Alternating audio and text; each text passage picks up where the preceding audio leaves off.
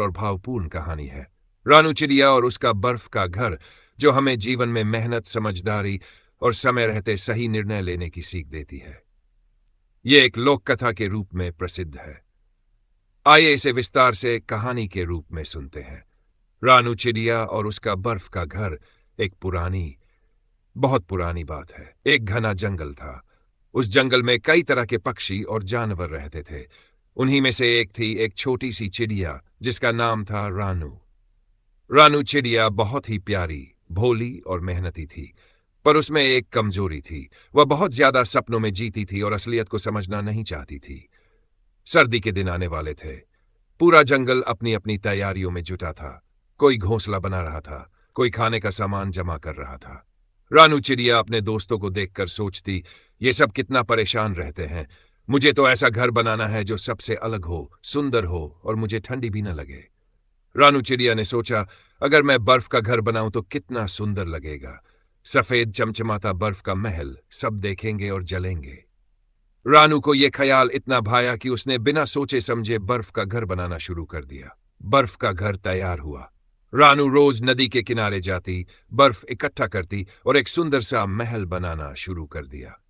कुछ ही दिनों में रानू का बर्फ का घर बनकर तैयार हो गया। वह उसे देख देख कर बहुत खुश होती और अपने दोस्तों से कहती, देखो मेरा घर कितना ठंडा, कितना चमकदार और सुंदर है।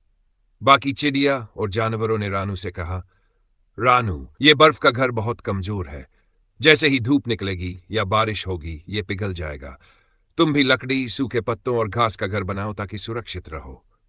पर रानू ने किसी की नहीं सुनी। वह अपने बर्फ के घर में मस्त थी। सर्दी आई और फिर धीरे धीरे सर्दी बढ़ने लगी। रानू अपने बर्फ के घर में जाकर बैठ गई। ठंड तो बढ़ रही थी, लेकिन रानू को भरोसा था कि उसका घर सबसे मजबूत है। कुछ दिन तो सही बीते, लेकिन जैसे ही धूप निकली, मौसम थोड़ा बदला, रानू का बर्फ का घर पिघलने लगा। रानू परेशान हो गई। उसने देखा कि दीवारें टपकने लगी हैं, छत गिरने वाली है। रानू इधर उधर भागी, लेकिन तब तक बहुत देर हो चुकी थी। उसका सुंदर बर्फ का महल पिघलकर पानी बन गया। अब रानू के पास न घर था, न कोई आसरा। वह कांपती हुई जंगल में इधर उधर उड़ने लगी।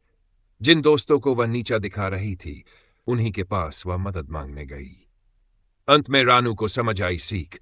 जंगल के सभी जानवरों ने रानू को सहारा दिया और समझाया, देख रानू, सपने देखना अच्छा है, लेकिन हकीकत की जमीन पर रहना उससे भी जरूरी है। घर ऐसा बनाना चाहिए जो मुश्किल वक्त में साथ दे, सिर्फ दिखावे के लिए नहीं।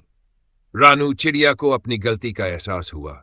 उसने सबका धन्यवाद किया और अगले साल जब सर्दी आई तो उसने भी अपने दोस्तों की तरह मजबूत घोंसला बनाया ताकि वह सुरक्षित रह सके। सीख, इस कहानी से हमें यह सीखने को मिलता है कि जीवन में सपने देखना अच्छी बात है, लेकिन हकीकत को नजरअंदाज करके सिर्फ दिखावे के लिए कुछ करना नुकसानदायक हो सकता है। हमें हमेशा समझदारी और दूरदर्शिता के साथ निर्णय लेना चाहिए।